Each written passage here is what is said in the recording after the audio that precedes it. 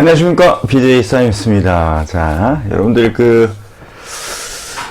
지구과학 파트를 하도 안 해서 올리니까 지구과학을 안 하는 줄 알고 계시는 분들이 있을 것 같아서 오늘은 물리하고 화학하고 생명과학은 지금 현재 3개의 강의가 올라갔고요.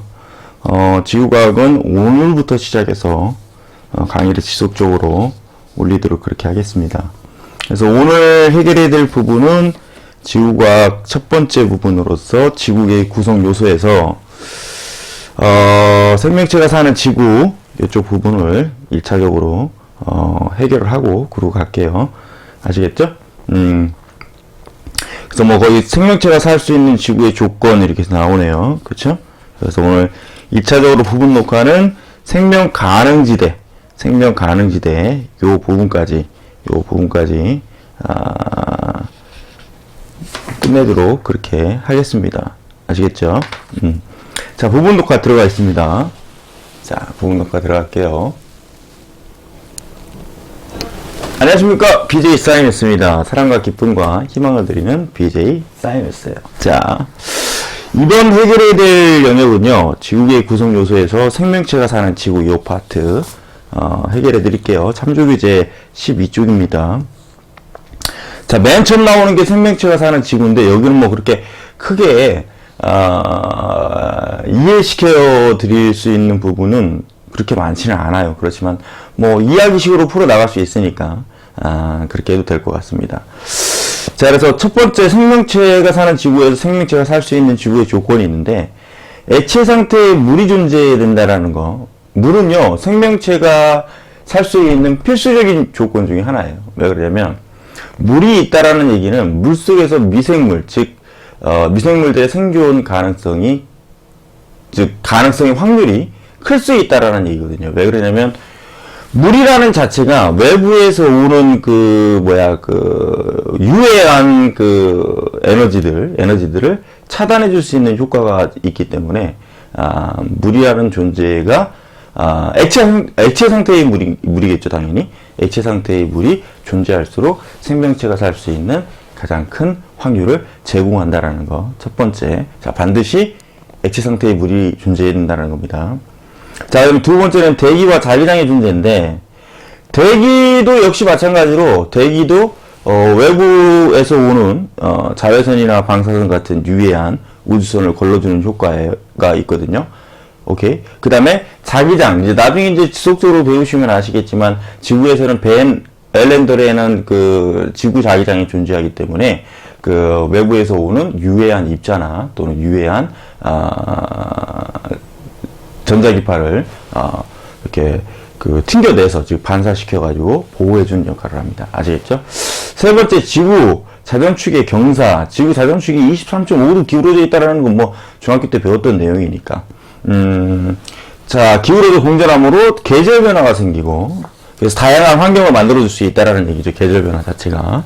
자, 계절 변화가 생기고 자전축의 경사 각 변화가 크지 않아 다양한 생명체들이 번성할 수 있다. 즉, 자전축이 수시로 이렇게 바뀐다고 한다면, 물론 이제 나중에 배우시면 아시겠지만, 자전축의 변화가 가능은 해요. 근데 이제 그게 수십만 년 만에 한 번씩 이렇게 변화하는 주기를 갖고 있기 때문에 그렇게 큰 변화가 없다라는 건 결국은 계절의 변화를 계속적으로, 지속적으로 유지할 수 있다라는 얘기죠. 그러니까, 즉, 다시 말하면, 우리나라를 예를 들어 봅시다. 3월은 봄, 그 다음에 6월에서 8월은 여름, 그 다음에 가을, 올해도, 내후년에도 계속 이렇게 지속되기 때문에 결국은 뭐예요?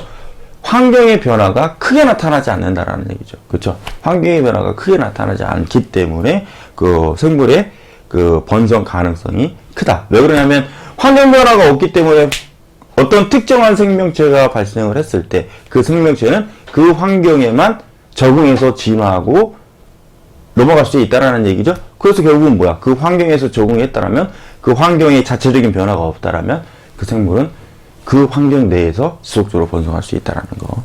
그 다음에 에너지의 지속성. 태양이라는 존재가 있기 때문에 지구에서 생명이 발생하고, 그 다음에 그 생명체들이 계속 지속적으로 어떻게 되는 겁니까? 번성하고 유지될 수 있다는 겁니다. 따라서 근본적인 중심의 어떤 그 항성에서의 에너지원이 지속적으로 공급되어야만 생물이 살 수 있다라는 거. 이 부분은 뭐 다들 뭐 그렇게 어렵지 않은 거니까. 그 다음에 지구 공정궤도의 이심률이라는 것이 있는데, 이심률이라는 게 뭐냐? 자, 이심률이라는 얘기는요, 그 공정궤도의 이심률이라는 얘기는 찌그러지는 정도예요. 그러니까 쉽게 얘기하면 그 태양을 중심으로 저희가, 자 보세요, 태양을 중심으로 이렇게 되잖아요. 그렇죠? 그래서 태양을 중심으로 타원궤도를 돌고 있는데, 타원궤도. 그래서 왜 물리 설명할 때 이 부분을 조금 설명했던 것 같아요. 물리 설명할 때. 그렇죠? 타원궤도를 돌고 있는데, 이 타원궤도의 비율 자체를 이심률이라고 부릅니다. 이 타원궤도의 비율 자체를 이심률, 즉 요것과 요것 사이에 비율. 그래서 이거 이심률은 이제 나중에 따로 정리가 가능해지니까 그때 가서 다시 한번 설명하고요. 아시겠죠?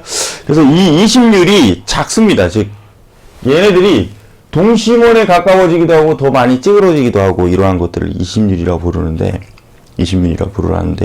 이 궤도 이심률이 작아서 1년 동안의 온도 변화가 크지 않으므로 생명체 살기에 적당하다라는 거예요. 아시겠죠? 그래서 10만 년을, 자, 오른쪽에 보시면 거의 나오네요. 자, 지구 자전축의 경사와 공정궤도의 이심률. 지구 자전축의 경사는 약 4만 1000년을 주기로 약 21.5도에서 24.5도 사이의 각도가 변화한다라는 거. 그 다음에 공정궤도의 이심률은, 자, 0.017, 즉, 거의 타원궤도는 타원궤도지만 거의 동심원에 가까운, 오케이, 이심률을 갖고 있고요. 그 다음에 얘는 10만 년을 주기로 원에 가까워졌다가 타원으로 변한다라는 거. 아시겠죠? 그 다음에 달에 의한 조석현상. 주로 달의 인력에 의해 밀물과 썰물이 형성되면서 갯벌, 즉 갯벌은 다양한 생명체를 만들어낼 수 있는 가장 중요한 요건이기 때문에 그 달의 조석주기에 의해서 밀물과 썰물, 즉 다양한 생명체를 만들어낼 수 있는, 오케이, 조건을 제시한다. 자, 여기는 뭐 그렇게 크게 어려운 부분은 아닌데, 이제 그 다음이 중요하죠. 생명 가능지대가 중요합니다. 수능에서도 가장 비근하게 나올 수 있는 부분이 바로 생명 가능지대예요. 아시겠죠? 자, 생명 가능지대 갈게요. 자, 별, 항성 주위에 물이 액체 상태로 존재할 수 있는 거리 범위. 자, 갈게요. 자, 생명 가능지대라는 게 뭐냐?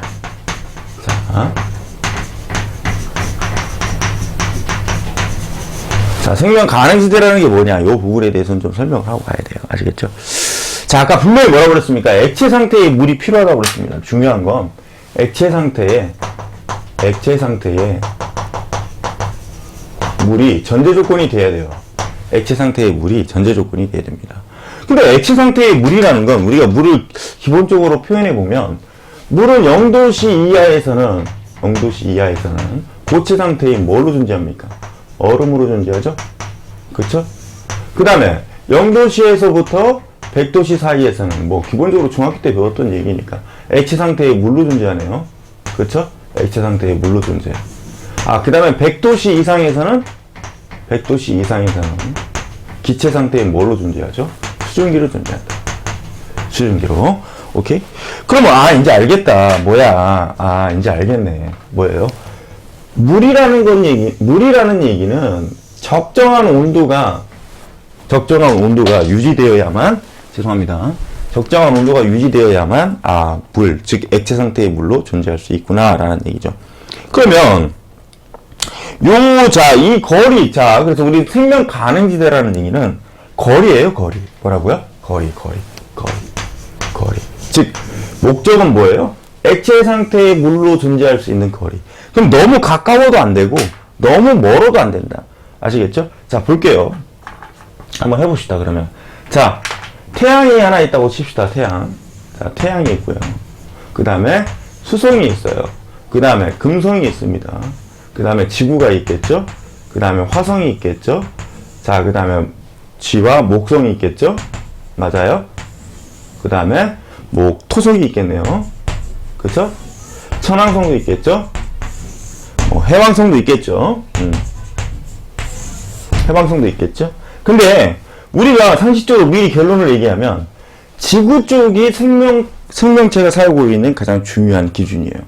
수성과 금성은 태양으로부터 너무 가까워 버리니까 얘가 중심별이 되는 거죠. 중심별이 되는 거고 여기에서 에너지가 나와요. 그래서 우리는 이런 걸 항성이라고 부르는데 에너지가 나오죠. 자, 그러면 중심별에서부터 거리가 가까워 버리면 수성하고 금성 같은 경우는 온도가 너무 높아 버리겠죠. 그쵸? 그럼 온도가 너무 높아 버리니까 수증기 상태 있다고 하더라도, 만약에 있다고 하더라도 수증기 상태로 존재하기 때문에 생명이 탄생할 기준인 액체 상태의 물은 될 수가 없다라는 얘기입니다. 아시겠죠? 아, 그럼 됐네. 자, 요거고요. 그러면 화성까지는 지금 현재 탐사 중이니까, 목성과 토성과 천왕성과 해왕성은 너무 멀어요. 그럼 얘는 뭐예요? 온도가 낮겠네. 그렇죠? 아, 물이 존재한다고 하더라도 얼음 상태로 존재할 수 있다라는 결론이 나타나겠죠. 그렇죠? 거리가 너무 머니까. 자, 그래서 굉장히 중요한 겁니다.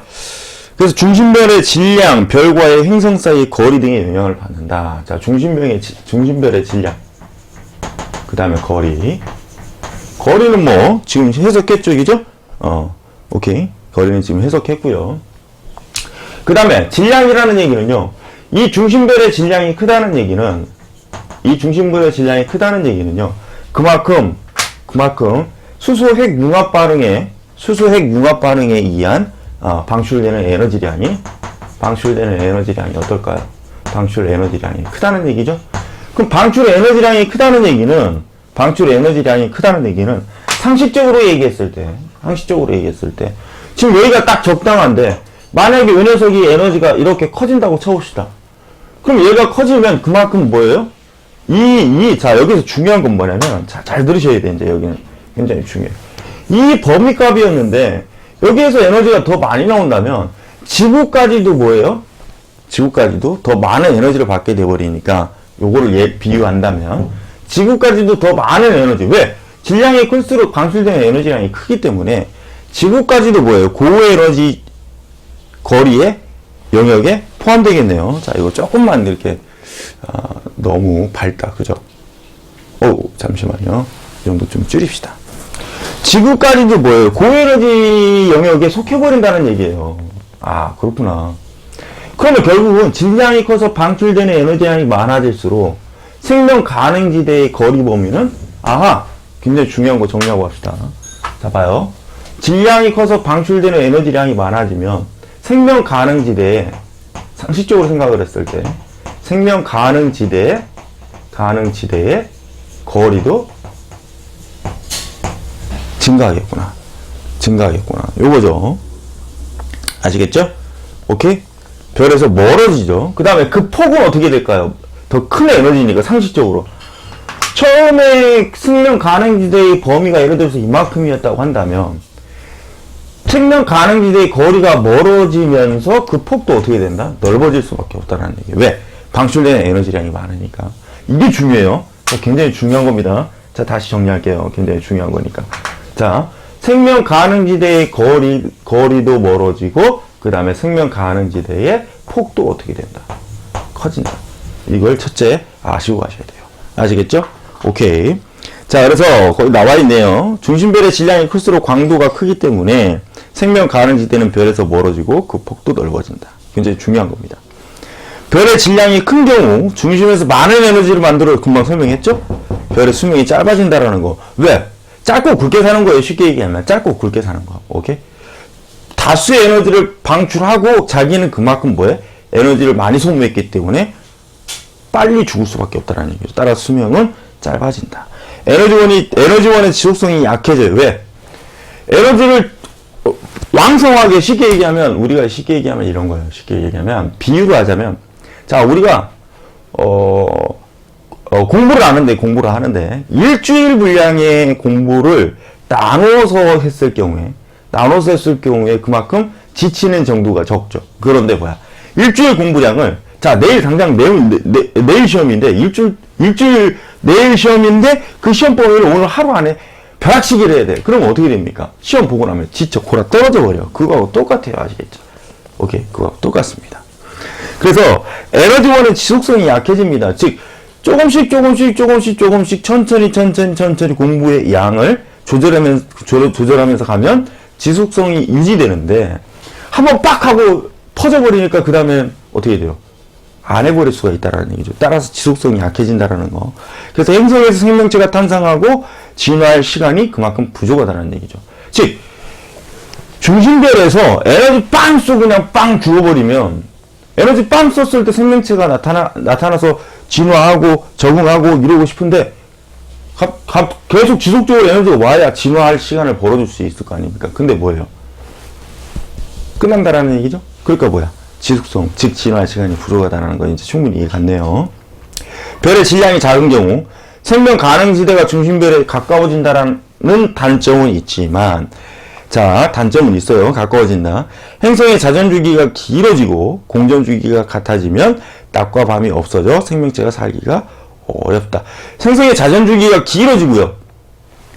자, 생성의 자전주기가 길어져서, 즉 예를 들어서 지구는 하루에 한 바퀴 도는 자전주기를 갖고 있죠. 근데 공전주기는 365일에 뭐예요? 365일에 한 바퀴라는, 오케이? 한 바퀴라는 기준을 갖고 있잖아요.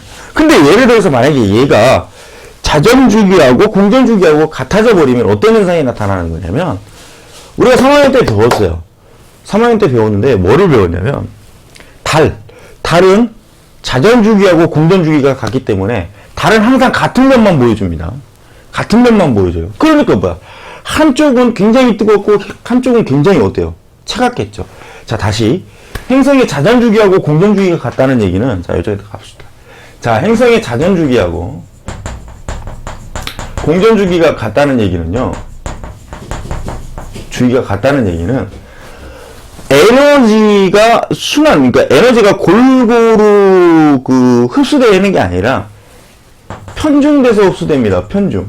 그러니까 한쪽은 춥고, 그러니까 에너지가 집중된다는 얘기죠. 자, 다시 에너지가 집중된다는 거야. 어떤 면에? 한 면에. 그러면 어떻게 됩니까? 에너지가 집중되는 면에서는 너무 뜨거워서 생명체가 살기 어렵겠죠. 근데 에너지가 집중되지 않는 반대편은 어때요? 너무 추워서 살 수 없다라는 얘기입니다. 아시겠죠?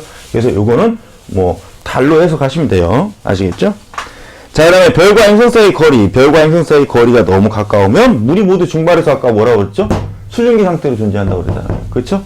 그 다음에 거리가 너무 멀어버리면 고체 상태에는 얼음으로 존재한다. 따라서 정확하게 액체 상태의 물로 존재할 수 있는 영역을 우리는 뭐라고 그런다? 생명 가능지대라고 한다. 뭐라고요? 생명 가능지대라고 한다. 요 부분까지는 알고 가셔야 됩니다. 아시겠죠? 오케이. 자, 부분 녹화는 이쯤에서 끊을게요. 지금까지 BJ 사이메스였습니다. 수고하셨습니다. 자, 여러분, 생명 가능지대는 요런 식으로 해석할 줄 아셔야 됩니다. 아시겠죠? 앞전에 생명체가 살 수 있는 지구의 조건은 그렇게 크게, 아마 문제에서 다루지를 않을 거예요. 하지만 생명 가능지대의 특징은 꼭 알고 가셔야 됩니다. 아시겠죠? 생명 가능지대의 특징은 꼭 알고 가시는 게 좋아요. 왜냐? 요 부분이 낼 수 있는 것들이 많기 때문이죠. 요 부분에서 낼 수 있는 것들이 많다라는 얘기예요. 왜? 다양한 개념을 갖고 있잖아요. 그렇죠? 중심별의 질량이 클수록 에너지가 많이 나와요. 따라서 뭐야? 생명 가능지대의 거리도 멀어지고 폭도 커진다라는 뭐 그러한 일련의 여러 가지들의 개념을 갖고 있기 때문에 요 부분은 꼭 기억하시고 가시는 게 좋습니다. 아시겠죠? 자, 그 다음에 이제 14페이지죠? 참조교재 14페이지. 지구계의 구성 요소가 나옵니다. 지구계의 구성 요소. 자, 여기에는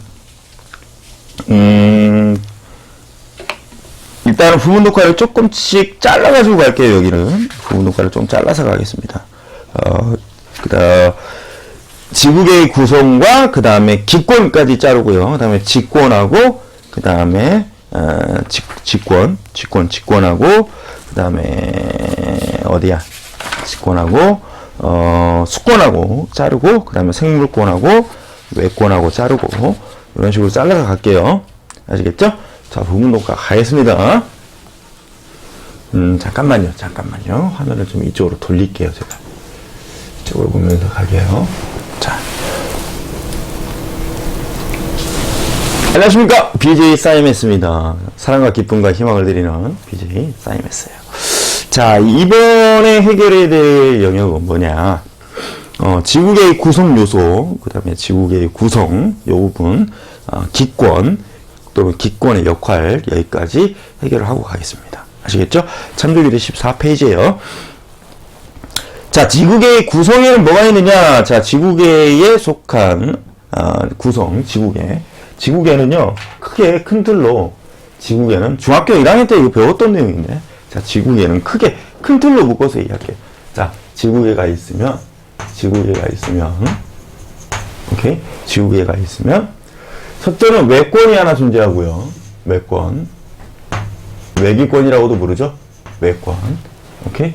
외권이 하나 존재하고요. 그 다음에 땅! 우리가 밟고 사는 땅! 땅 뭐가 있을까요? 직권이 하나 있겠죠? 뭐가 있다? 직권이 하나 있을 거고요. 오케이? 직권. 직권이 하나 있을 거고. 자, 그 다음에 외권, 직권, 그 다음에 수권이 있을 거예요. 수권. 야, 이거 이렇게 그리면 안 되겠다. 수권이 하나 있어요. 수권.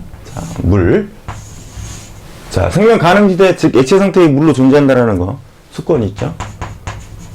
그 다음에 대기. 그래서 뭐예요? 기권이 있을 거고요. 그 다음에 마지막 하나는 생물권이 있습니다. 생물권. 이렇게 해서 총 5가지 영역으로 나눠지는데요. 자, 이 부분에 대해서 이제 뭐 각각의 내용을 좀 정리를 하고요. 그 다음에 얘네들의 이제 다음번 부분에서는 상호작용이라는 조건이 나오겠죠. 당연히. 그래서 이렇게 일단은 우주에 연관된 부분, 자, 다시 우주에 연관된 부분은 외권에 들어가겠고요. 그 다음에 뭐 땅, 뭐 암석,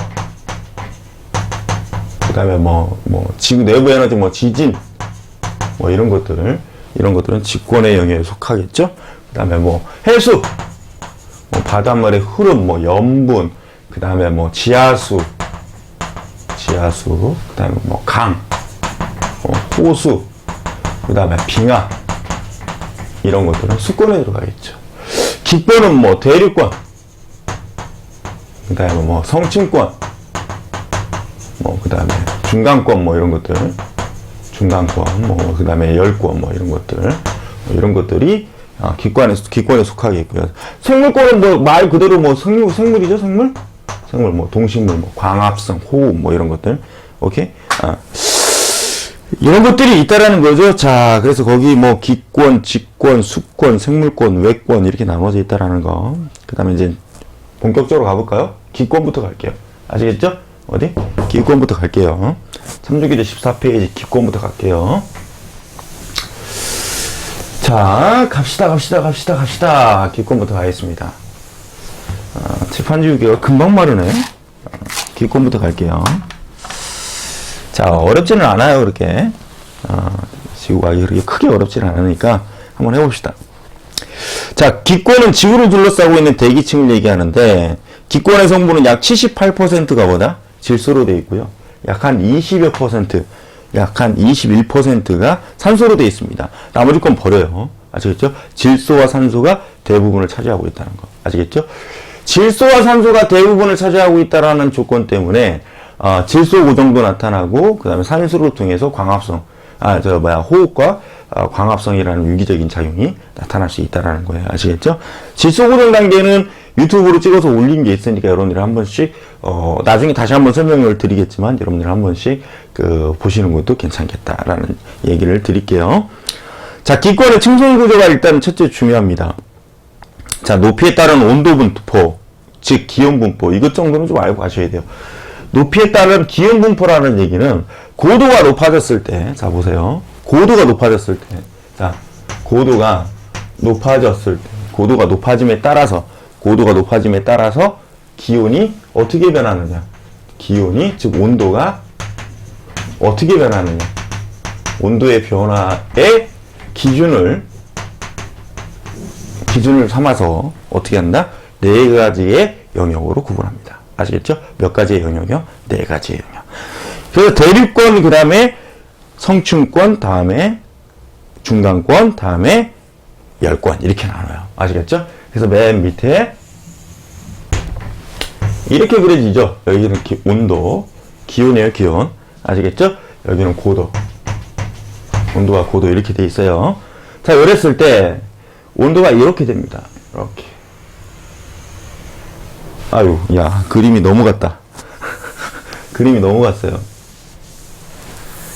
근데 왜 여기 균질권 이런 것들은 다 빠졌지? 이렇게 돼 있어요. 이렇게, 이런 식으로 돼 있습니다.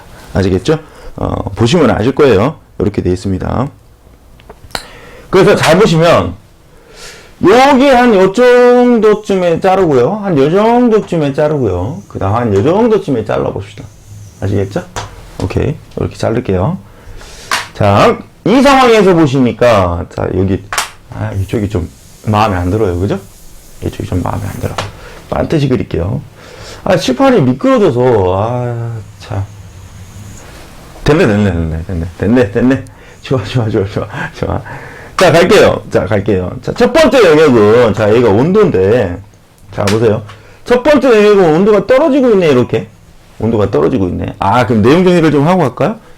이쪽은 고도가 높아짐에 따라서 기온은 하강하는구나. 오케이. 너는 뭐니? 고도가 높아질 때 기온이, 자, 요렇게 가는 거니까 상승하는 거잖아, 이렇게. 상승, 그죠? 기온은 상승할 것이다. 또는 뭐야? 다시 떨어지는구나. 그죠? 다시 떨어지는구나. 얘하고 똑같은 경향이잖아요. 그렇죠? 다시 떨어지는구나. 맞아요? 그렇죠? 다시 떨어지는구나. 그럼 너는 고도가 높아질 때 어떻게 된다? 기온은 다시 하강한다. 아시겠죠? 또는 당연히 고도가 높아질 때 기온은 상승한다. 오케이, 좋아요. 이렇게 해놓고 좀 정리를 하고 갑시다. 얘는 고도가 높아질 때 기온이 하강하는 이유는요, 여기가 지표면인데, 자, 보세요. 여기가 지표면인데, 지표면에서는 어떤 에너지가 나오냐면요, 지구 복사 에너지라는 게 나와요. 자, 뭐가 나온다고요? 지표면에서는 지구 복사 에너지가 나온다. 그럼 지구 복사 에너지가 뭐냐?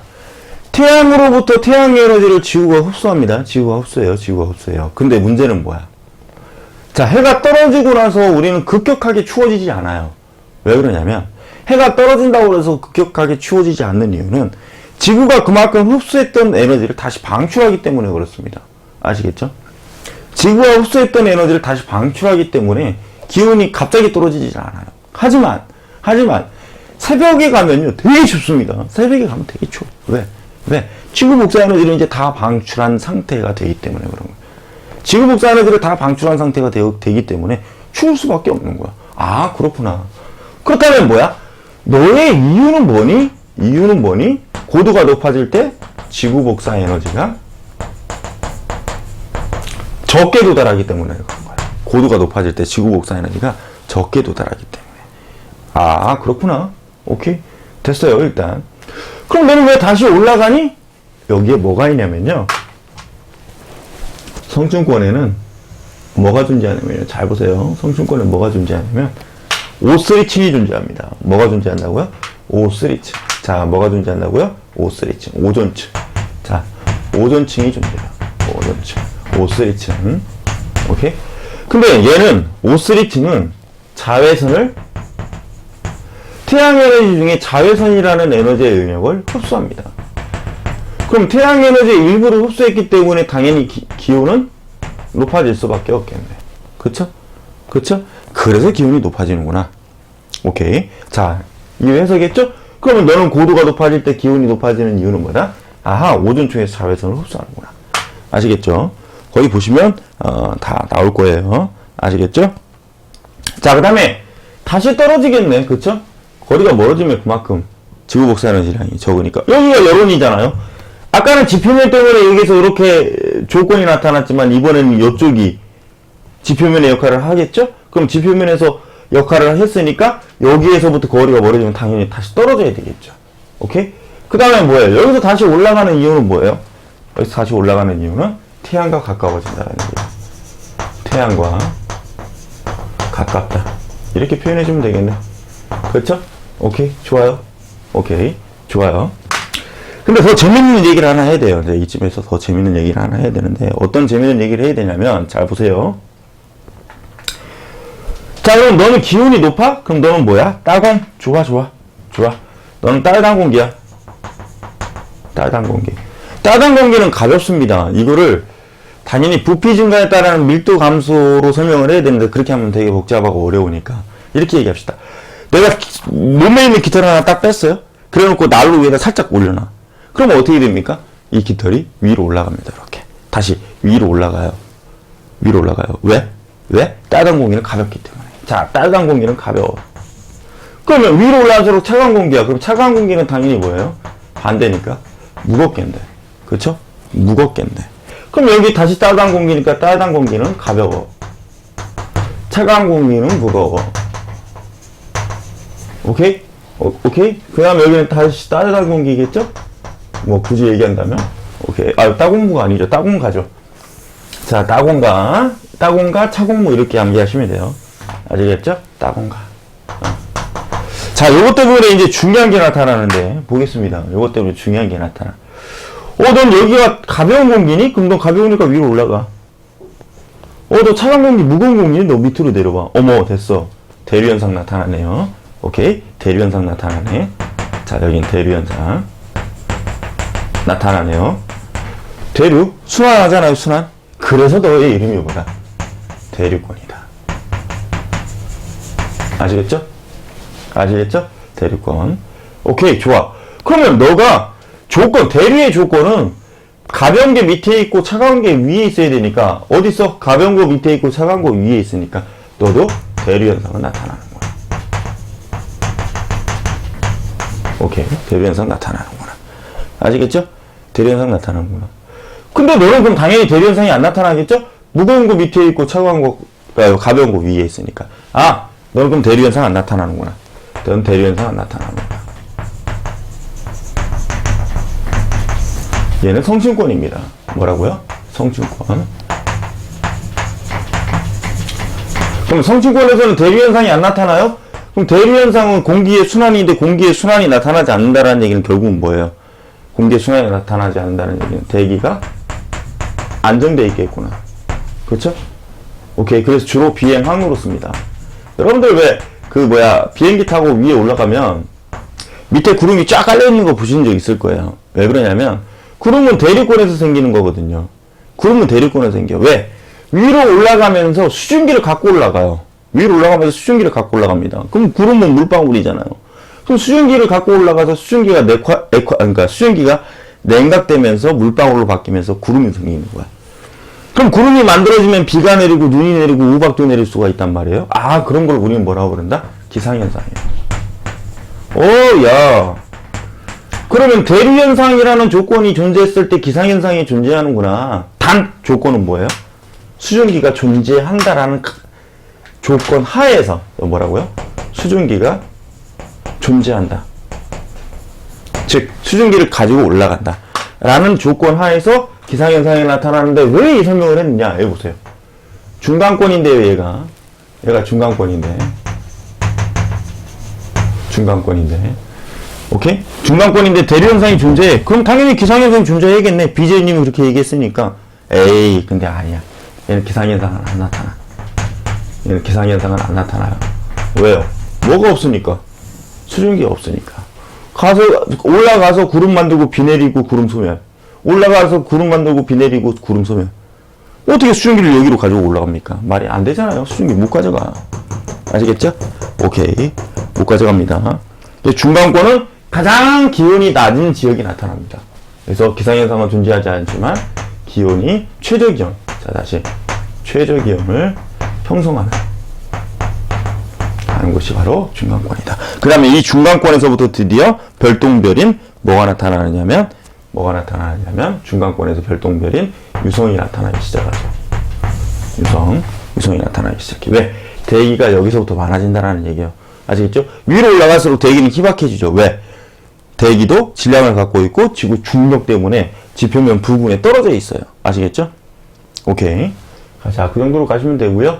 그 다음에 이제 여기 맨 상부를 열권이라고 부르는데, 열권은 벤 엘렌데라는 조건 때문에 나타나는 오로라를 발생시켜요. 열권은 뭐를 발생시키냐? 오로라. 극광 현상입니다. 지구 자기장과 태양풍이라는 에너지의 입자들이 부딪혀서 나타나는 빛의 향연, 오로라 현상이 나타납니다. 오로라 나타나고요. 그 다음에 전리층이 있어요. 전리층이라는 건 전파를 반사시키는 특징을 갖고 있어요. 그래서 얘는 전파를 반사시키는 특징. 그래서 전파.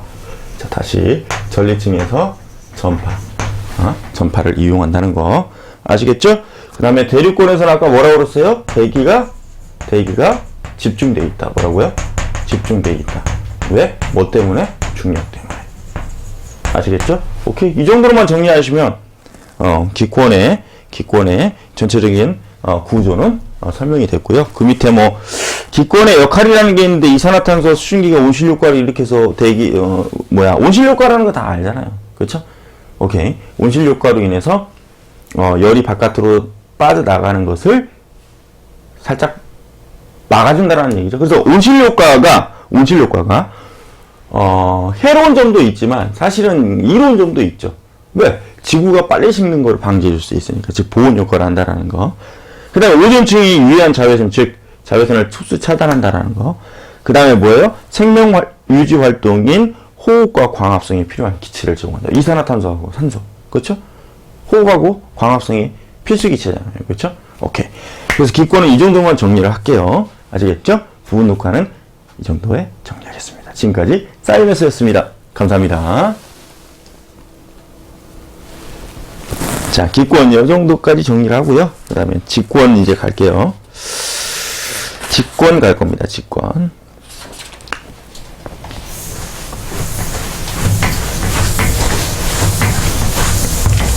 점점 칠판이요. 점점 지우기가 힘들어지는 것 같아요.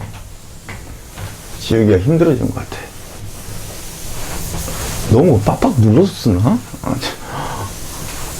자, 직권 갈게요. 직권.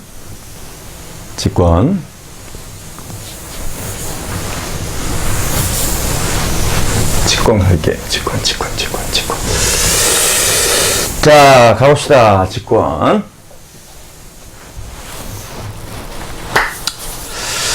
자, 부분 녹화 갈게요. 안녕하십니까. BJ 사이먼스입니다. 자, 사랑과 기쁨, 죄송합니다. 또 시작했다. 기쁨 아니에요. 기쁨과 희망을 드리는 BJ 사이먼스. 오늘 충분히 잤는데? 희한하네. 충분히 잤는데도 피곤한가 봐요. 피로가 안 풀리네요. 참 어렵네. 자, 직권 가겠습니다. 땅인 부분인 거죠, 땅. 자, 그래서 지구를 이루는 단단한 부분인 지각과 지구대고. 그래서 크게 구조를 먼저 좀 그리면, 지구를 크게 층상구조로 나타내죠? 층상구조로 나타내는데, 우리가 땅을 밟고 살고 있는 지각, 그 다음에 대부분을 차지하는 멘트, 그 다음에 외핵, 내핵. 그래서 맨 겉부분이 지각, 그 다음에 멘트, 그 다음에 외핵, 그 다음에 내핵. 이렇게 돼 있어요. 자, 왜 그러면 핵이라는 건 그냥 하나로 통틀어서 그냥 핵 그래버리면 되지 않습니까? 코어 그냥 그렇게 얘기하면 안 됩니까? 왜 도대체 이걸 구분합니까? 구분하는 이유는 여러분들 중학교 1학년 시험에서 굉장히 자세하게 설명이 되었어야 되는데 오프라인에서 제가 강의할 때는 반드시 꼭 이 설명은 짚어보고 갑니다. 외핵은 둘 다 공통점은 핵이에요. 그래서 뭐냐면 철과 니켈로 돼 있다. 있다라는 거. 철과 니켈로 돼 있다. 그래서 무거운 물질들이 핵을 이루고 있기 때문에 얘네들이 상대적으로 중력을 형성하는구나 라고 표현해도 돼요. 어차피 작용 반작용의 법칙이 중력의 관계인데 상대적으로 무거운 물질들이 가벼운 물질들을 다 잡아 당기기 때문에, 그렇죠? 중력의 원천 근원이 된다라고 보시면 되겠죠. 그런데 왜 이렇게 둘로 나눴어요? 왜 이렇게 둘로 나눴습니까? 자, 외핵은요, S파가 통과하지 못하잖아요. 이거 중학교 1학년 때 무지하게 강조한 건데. S파가 통과하지 못한다라는 얘기는 세컨드러리 웨이브, 즉 S파의 기본적인 뭐예요? 기본적인 특징 중에 얘는 고체만 통과한다라는 거잖아요. 고체만 통과. 그죠? 근데 이 S파가 외핵에서는 통과하지 못한다. 그럼 결국은 외핵은 무슨 상태로 추정된다? 액체 상태로 추정된다. 그럼 얘네들은 액체 상태로 추정되기 때문에 유동성을 갖겠네? 그쵸? 유동성을 갖고 있고, 유동성을 갖고 있으면서 철과 니켈로 되어 있다는 얘기는 철은 자유전자가 풍부한, 자 보세요, 자유전자가 풍부한 금속이니까 자유전자의 이동이 존재할 거고, 자유전자의 이동이 유동성 때문에 자유전자의 이동이 존재할 거고, 그 자유전자의 이동에 의해서 상대적으로 전류를 형성할 거고, 그 전류에 의해서 자기장을 형성할 거고, 아 그래서 지자기를 만들겠구나. 그게 바로 다이나모 이론이에요. 아시겠죠? 오케이. 나중에 한번 설명할 거니까. 자, 이렇게 돼 있다라는 게 직권이고요. 직권이고. 직권의 성분, 공통적인 성분. 성분은, 이렇게 설명하면 되죠. 어렵지 않아요. 직권의 지각과 멘틀은요, 주로 지각과 멘틀은 산소하고 규소가 거의 대부분을 차지합니다. 산소하고 규소가 거의 대부분을 차지해요. 그래서 얘네들이 SiO2 또는 SiO4. 그래서 규산염의 형태로 존재하는 게 바로, 지각과 멘틀의 주성분이에요. 아시겠죠? 자, 이 정도. 그 다음에 뭐예요, 아까 얘기했던 것처럼, 지구 내부에 철과 니켈, 외과 내에게는 철과 니켈이 많다는 거. 그러면 전반적으로 놓고 따지면, 너희들 사이 1등이 누구니? 접니다. 산소예요. 너희들 사이의 1등은 누구니? 접니다. 철이에요. 그럼 지구에 따라서 지구의 거의 대부분은 지구 중에 지각. 지구 중에 지각이 아니라 이렇게 해야 되겠네. 직권. 다시 직권의 대부분은 핵에 존재하고 있는 철과, 오케이. 그 다음에 지각과 멘틀의 성분인 산소가 가장 많다. 이렇게 표현해주면 되겠네. 그렇죠? 오케이. 자, 그렇게 표현해주면 돼요. 아시겠죠? 자, 그 다음에 직권의 칭산구조라고 나오는데요. 거기 15페이지에 직권의 칭산구조라고 나오는데, 여기는 어렵지 않은 거니까 한번 읽어보고 갑시다. 고체 상태이다 지각은 지구의 거부분이나 대륙 지각과 해양 지각으로 나누어진다는 거. 자, 바다에도 밑에 보면은 땅이 있잖아요. 그렇죠? 그럼 바다에 존재하는 땅, 즉 지각은 해양 지각. 그 다음에 뭐예요? 우리가 살고 있는 바운더리, 즉 영역은 땅을 밟고 살면서 대기를 흡수하는 거니까 대륙 지각. 오케이. 그거에 대한 디테일한 부분은 간단하게 오른쪽에 나와 있네요. 대륙 지각은 두께가 두꺼워요. 약 35km. 그 다음에 해양 지각은 두께가 얇습니다. 그래서 그림을 굳이 그려준다면, 이렇게 그려주면 되죠. 이렇게 그려주면 돼요. 왜 두께가 두꺼운데 얘는 더 깊죠? 이렇게 그려주면 안 됩니까? 이렇게 그려주면 안 돼요? 이렇게? 이거 아니에요. 왜 그러냐면, 이렇게 그려야 되는 이유는 지각 평형설 때문에 그래요. 아시겠죠? 뭐라고요? 지각 평형설 때문에 두꺼운 곳이 더 많이 가라앉는다. 그래서 나무토막 실험에서 여러분들 예전에 배운 적 있을 거예요. 아시겠죠? 자, 그 다음에 평균 밀도는 대륙 지각은 약 2.7, 해양 지각은 약 3.0. 왜 그러냐면 현무암질이라는 건 철과 마그네슘을 많이 포함하고 있는 광물로 되어 있어요. 아시겠죠? 오케이. 그래서 철과 마그네슘이라는 금속 성분을 많이 포함하고 있기 때문에 얘네들의 밀도가 더 큽니다. 아시겠죠? 자, 왼쪽에서 이제 멘틀 갈게요. 고체 상태이지만 유동성이 있다. 멘틀의 상부에는 연약권이라는 조건이 있어요. 그러니까 젤 상태라고 부르는데, 고체의 상태이긴 하지만 젤, 즉 뭐예요? 액체 상태의 일부도 나타나고 있다. 즉 유동성을 갖고 있다는 겁니다. 즉 연약권. 마그마 상태를 좀 용암을 좀 연상하시면 될 것 같아. 용암. 아시겠죠? 그래서 뭐예요? 유동성을 갖고 있다는 거. 지각보다 밀도가 크기 때문에 지각 밑에 있겠죠.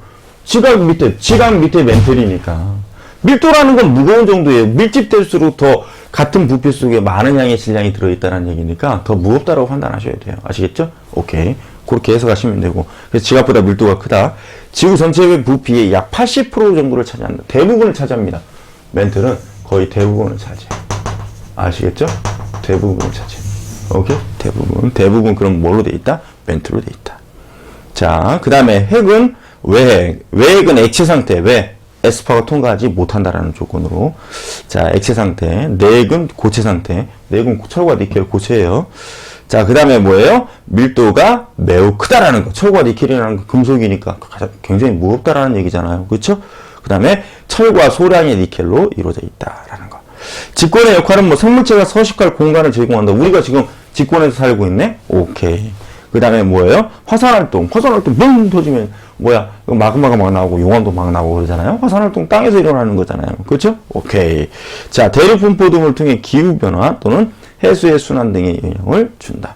그러니까 대륙이 고위도, 즉 추운 지방에 있느냐, 저위도, 따뜻한 지방에 있느냐. 그럼 기후변화가 존재하겠죠. 그렇죠? 그 다음에 대륙이 존재하는 부분에서는 해류의 흐름의 영향을 바꿔놓을 수도 있겠고. 그렇죠? 오케이. 그 다음에 해수의 순환도 바꿔놓을 수도 있고, 또 기후의 변화도 나타. 대륙이 많이 존재하는 곳은 그만큼 물의 양이 적기 때문에 건조한 지대가 존재할 수 있다. 그럼 대륙의 중앙부에는 건조 지역이 매우 건조한 지역이 형성될 수 있기 때문에 거기는 뭐가 존재할 수 있어요? 사막이 존재할 수도 있겠죠. 뭐 그런 것들.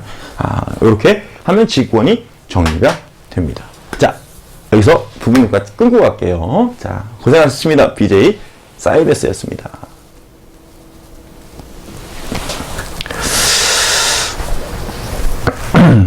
자, 이제 직권까지는 했고요. 이제 수권을 가야 됩니다. 수권을 가야 되는데, 수권은 꽤 어려운데, 여기는 뭐 굉장히 간단하게 그려져 버렸네. 여기는 굉장히 간단하게 그려져 버렸어요. 수권은 꽤 어려운데요. 일단은 수권까지 하고 갈게요. 수권. 일단 지우고요.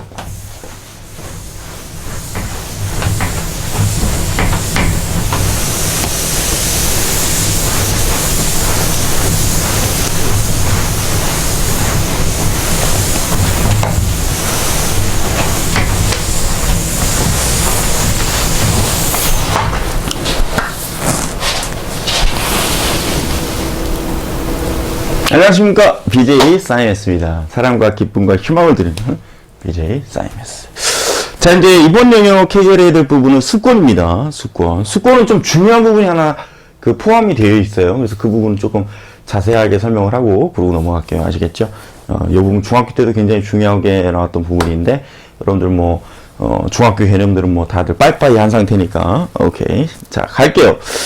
수권의 구성 그렇게 어렵지 않습니다. 개수가 가장 많다는 건 이건 지나가는 유딩들도 알 거고, 그 다음에 육수가 그 다음인데, 육수에는 빙지, 강호수, 오케이. 빙지, 강호수, 그 다음에 아주 극히 미량의 수증기가 존재한다는 거. 그러니까 순서대로 빙하가 가장 많고요. 그 다음에 지하수가 그 다음 많고, 그 다음에 강하천수, 호수와 하천수, 담수들이죠.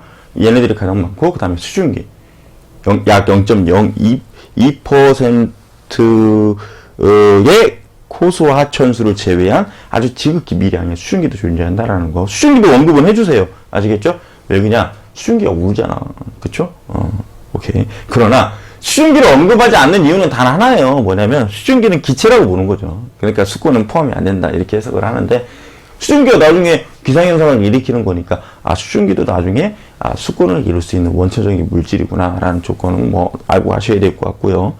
자, 이제 중요합니다. 해수의 층상구조 매우 중요해요. 별표 치셔야 돼. 해수의 층상구조 매우 중요합니다. 그래서 혼합층과 수은약층과 심해층이라는 게 있어요. 자, 볼게요. 자, 혼합층과, 자, 해수의 수직분포인데요. 자, 해수의 수직분포. 오케이? 해수의 수직분포. 자, 가겠습니다. 해수의 수직분포. 해수의 수직분포인데 잘 들으셔야 돼요. 이제 여기는 굉장히 중요한 거니까. 자, 여기 해수면을 기준으로, 여기가 해수면이죠? 해수면. 그럼 이쪽으로 쭉 갈 때 수심이 깊어진다라는 거예요. 수심이 깊어진다라는 거. 오케이? 근데 얘가, 이 녀석이 이렇게 되어 있네요. 그죠? 이렇게 되어 있어. 자, 잘 보셔야 돼. 잘 보셔야 돼요. 굉장히 중요한 거니까 잘 보셔야 돼. 첫 번째 존재하는 요 부분을 혼합층이라고 부릅니다. 뭐라고 부른다고요? 혼합층. 워딩이 중요하다라고 강조한 적이 있었는데, 그쵸? 자, 볼게요. 수은 약층. 그 다음에 심해층. 워딩부터 해석을 할게요. 혼합층이라는 얘기는 섞어준다라는 얘기잖아요. 혼합층은 섞어준다. 그러면 뭔가가 어떤 물리적인 에너지에 의해서 얘네들을 섞어놓는 거구나. 그쵸? 섞어놓는 거구나. 수온 약층이라는 얘기는 수온이 약해지는구나. 그럼 수온이 떨어지는구나. 오케이? 수온이 떨어지는구나. 너는 수온이 떨어지는구나. 감소하는 층이구나. 오케이? 그 다음에 심해층이라는 건 말 그대로 깊은 바다. 오케이? 깊은 바다. 자, 갑시다. 자, 너가 왜 혼합층이니? 섞어준단 말이에요. 누가? 누가? 바람이. 오케이? 바람에 의해서. 오케이? 대기의 순환에 의해서 섞어준다라는 얘기입니다. 그럼 섞어주면 뭐야? 섞어주면 따뜻한 물과 밑에 살짝 차가운 물이 섞어버렸으니까 미지근한 물이 되겠네. 미지근한 물이 되고, 일정 부분의 깊이까지는 온도가 일정하게 나타나겠구나. 왜 섞었으니까? 오케이. 온도가 일정하게 나타나는구나. 근데 중요한 건 온도가 높은 상태에서 일정하게 나타난다는 거예요. 그 이유는 뭘까요? 둥근 해가 떴습니다. 자리에서 일어나서. 태양과 가깝다. 그쵸? 태양 복사에너지를 많이 흡수하기 때문에. 오케이? 복사에너지 흡수량이 많기 때문이다. 아시겠죠? 그러면 심해층, 얘 다음에 얘 갈게요. 아시겠죠? 심해층은 뭐야? 아이고, 순환도 안 돼요. 얘는 뭐라고요? 순환도 안 돼. 얘는 순환도 안 돼. 왜? 밑에 있는 거니까 바람의 영향을 안 받잖아요. 대기 순환도 안 돼. 섞이지가 않고, 그 다음에, 그럼 결국은 섞이지가 않기 때문에 온도는 일정하잖아요. 왜? 태양빛도 안 받아. 그러니까 너는 뭐야? 차가운 상태에서, 얘는 그냥 바로 결론 갑시다. 온도가 낮은 상태에서, 죄송합니다. 온도가 낮은 상태에서 일정하다. 뭐라고요? 온도가 낮은 상태에서 일정하다. 왜? 태양 복사 에너지도 안 와? 오케이? 그래서 심해 물고기는 눈이 퇴화되어 있잖아요. 태양 복사 에너지가 안 오니까. 태양 복사 에너지도 안 와? 그 다음에, 순환도 하지 않아? 그러니까 온도가 낮은 상태에서 일정하더라. 아시겠죠? 자, 그러면 이제 중요한 건 얘입니다. 수온이 약해진다네요. 자, 보세요. 혼합층은 뭐예요? 태양 복사 에너지 때문에 온도가 높아요. 그렇죠? 온도가 높아. 뭐야? 심해층에 의해서 온도가 낮아. 이 둘의 경계 부위에 수온 약층이라는 게 있어. 그럼 당연히 높은 곳에서 낮은 걸로 떨어질 수밖에 없네. 그죠? 그래서 수온이 감소하는구나. 그래서 수온이 약해지는구나. 근데 굉장히 중요한 게 하나 있습니다. 수온 약층. 자, 굉장히 중요한 게 하나 있어. 뭐냐면, 굉장히 중요한 게 하나 있는데, 쟤 또 왜 저지랄해? 자, 굉장히 중요한 게 하나 있는데, 따공과 따공물 똑같아요. 따공과 따공물 똑같습니다. 보세요. 그럼 얘는 뭐야? 온도가 높잖아요. 그럼 얘는 따공물. 따단물. 가벼워요. 따공과 따물과 이렇게 외우세요. 따가워. 따가. 이렇게. 아시겠죠? 자, 차물무. 그럼 얘는 뭐예요? 차가운 물은 무거워요. 차무. 차가워. 차무. 죄송해요. 죄송해요. 차무. 이렇게. 감사해요. 응? 그렇지 않아? 그러면 뭐야? 너는 무겁구나. 너는 가볍구나. 너 순환하지 않네. 그쵸? 순환하지 않겠죠. 오케이. 그래서 수온 약층은 안정층입니다. 뭐라고요? 안정층.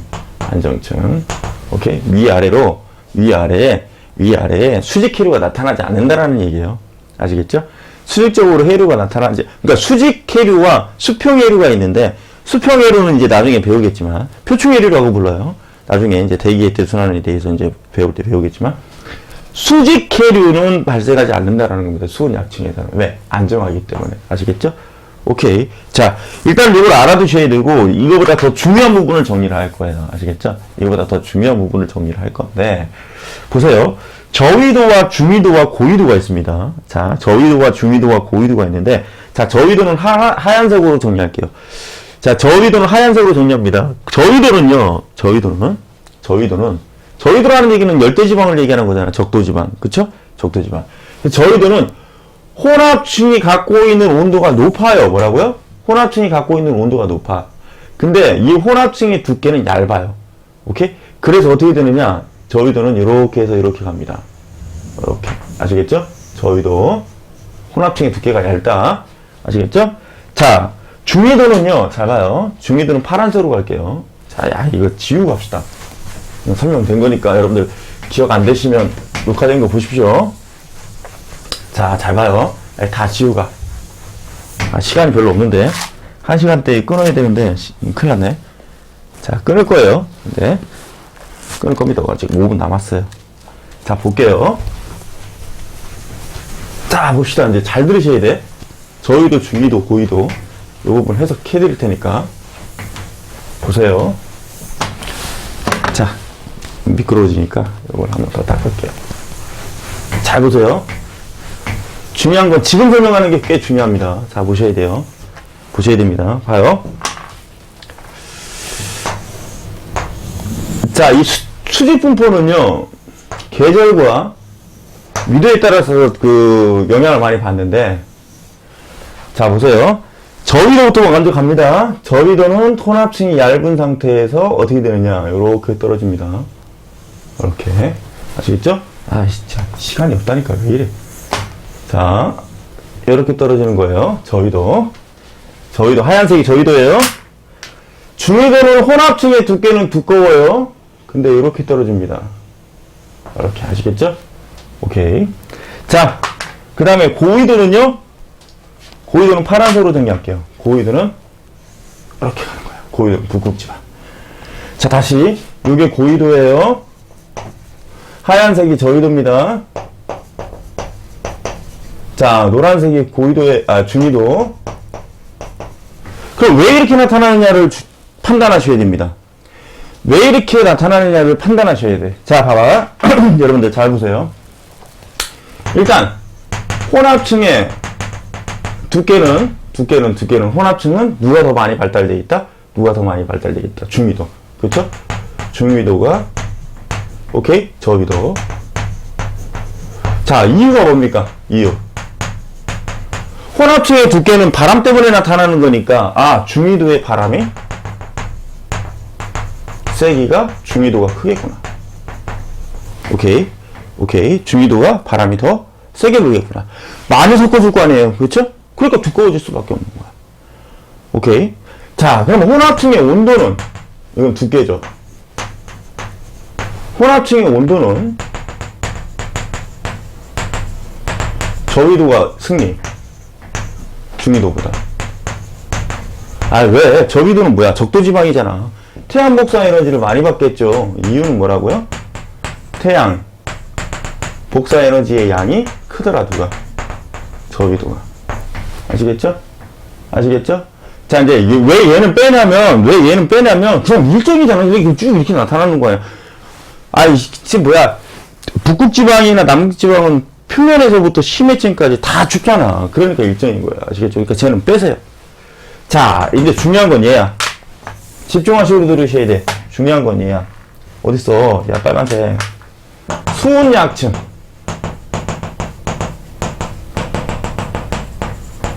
발달 정도. 수온약층의 발달 정도. 여기에서 이렇게 해석이 잘 안 되시는 분들이 있는데, 수온약층이 누가 더 크게 발달됐느냐 물어본다라면 이렇게 해석하셔야 돼. 여기서부터 여기까지의 두께를 놓고 해석하셔야 됩니다. 아시겠어요? 그럼 얘는 저위도죠. 얘는 뭐예요? 중위도죠. 중위도. 그쵸? 그럼 됐네. 저위도가 중위도보다 더 크게 발달되어 있다. 이건 기억하시고 가셔야 돼. 아시겠죠? 오케이. 아시겠죠? 무슨 얘기인지? 자, 요렇게 해석하셔도 되고, 저위도가 요렇게 해석하셔도 되겠다. 요렇게. 그죠? 오케이? 자, 그래서 뭐야? 이 세 가지, 혼합층은 중위도가 더 두껍게 나타나요. 왜? 바람이 세기가 세니까. 혼합층의 온도는 저위도가 더 크게 나타난다. 왜? 태양 에너지를 더 크게 받았으니까. 수온약층의 발달 정도는 저위도가 크더라. 아시겠죠? 자, 이렇게 해서 이 부분 정리를 정확하게 하시고 가셔야 됩니다. 아시겠죠? 자, 그래서 부분 녹화는 여기서 끝내겠습니다. 수고하셨습니다. 사이먼스였어요. 자, 이쯤에서 지금 59분 49초. 여러분들이 이제 그 조금씩 지구과학에 대해서 이제 정리를 하시고 가실 수가 있을 거예요. 그래서 이 부분은 이렇게 해서 정리를 하면 될 것 같고요. 다음번에 제 2강에서 뵙도록 하겠습니다. 수고하셨습니다, 여러분들. BJ 사이언스였어요.